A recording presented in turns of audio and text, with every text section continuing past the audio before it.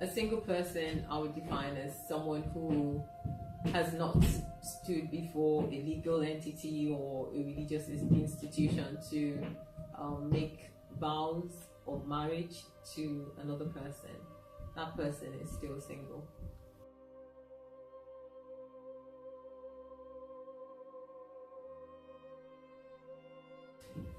Well, I suppose, I mean, you would say technically, if a person, or once a person reaches an age where they become interested in marriage, I mean, really, both of them are actually searching.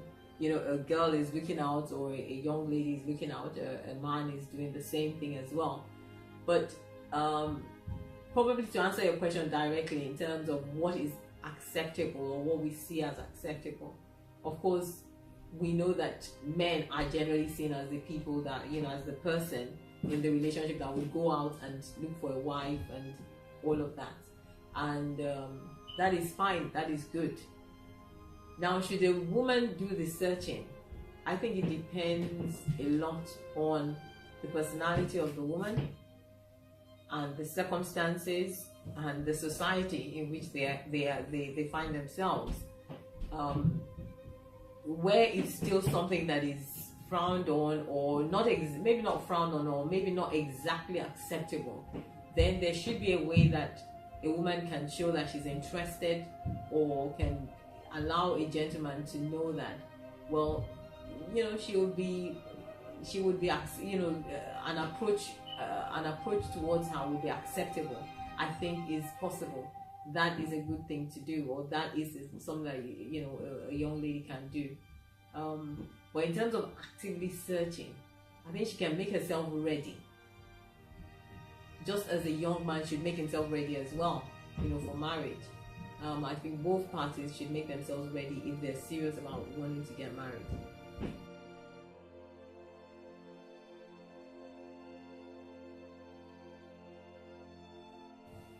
Proposing to a man, well, you know, that is an interesting question, and I smile because, of course, I would say yes, I'm of the old school, where I feel that a gentleman should be the one to ask. I think that there's some things that are right in their own places, and there's some things that are, you know, just they just work well, you know, when they are done in a particular way. There's something about a gentleman, you know, a young man going after a woman that he loves or that he wants, and he goes ahead and does takes the actual step of asking for her hand in marriage. Where the woman feels that it's something that she wants to do, you know, I mean, if it's comfortable for her, you know, and the gentleman in question is okay with it, you know, then I would say that in today's world and in today's society, you know, next year, 2020 is a leap year, and 2020 leap year, February 29, you know, it's acceptable. So ladies, get ready. That was just a joke, by the way.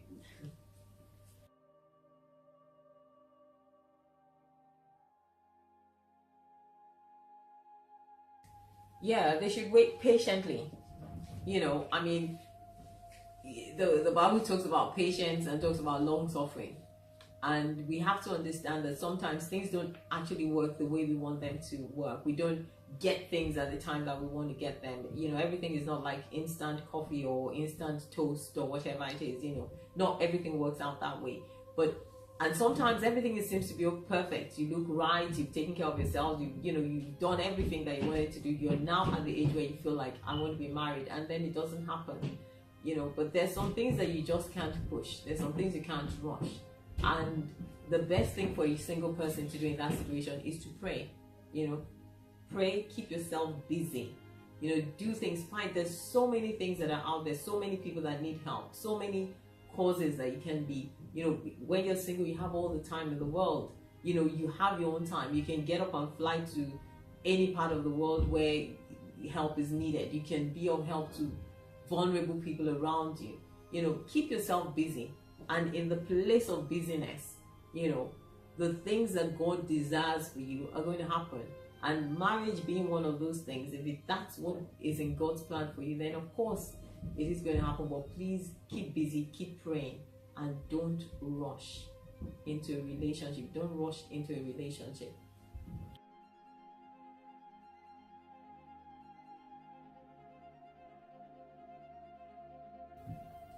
All right, that might be, pushing it towards doctrinal differences or doctrinal teachings in denominations or churches.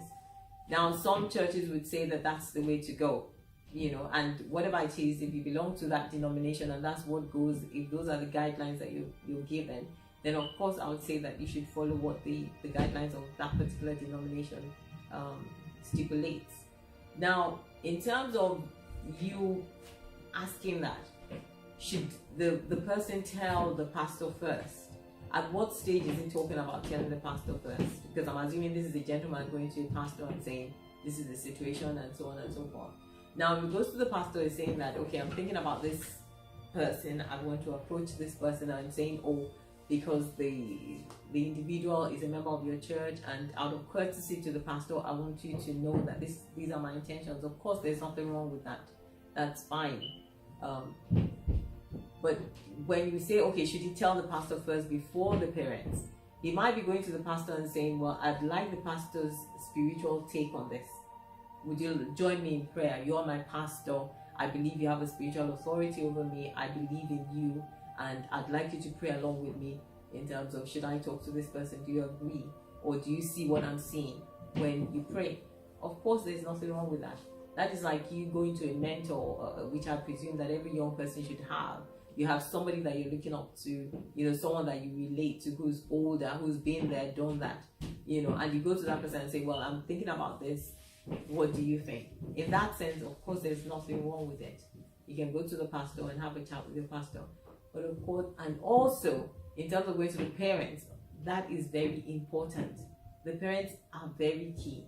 The Bible says, honor your father and your mother.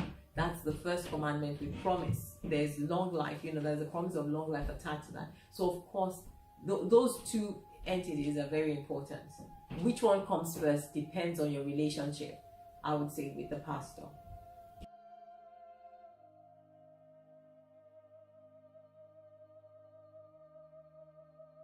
How long should they date for? The length of the dating, proper dating, and I also like the word courtship, because by the time you're talking about getting married, you're getting into courtship, you're getting to know this person, and you're bringing everything together and thinking, how are we getting this to, how are we going to make this work? Now, how long should they date for depends on the number of factors. Again, doctrines of a particular denomination might stipulate a particular amount of time. If we take all of that out of the equation, then it's a question of how ready are you? How ready are you to get married? Do you have a house? Do you have, you both got jobs? Do you have everything set? Are you able to arrange the marriage? Do you have the finances to put things together? Is everybody that's supposed to be at the wedding, are they available? All of those things are very, very key. That would determine, of course, if a girl is still in school or the guy is still in school, then you might not be thinking about getting married, soon. But if both of you are comfortable, you've both got jobs, you're both over a certain age, and you're both mature Christians, why not? You could be courting and you're both sure, you've prayed about it and you're certain that everything is okay, and you've got the green light from heaven, you've got the green light from earth, being spiritual and physical, then the courtship can be as quick as anything, as quick as in terms of you arranging the marriage. And I think it's fine. But the most important thing is that you're very certain, you've prayed about it, and you're sure, both of you are sure, and all parties, are involved. You can go ahead and have your wedding.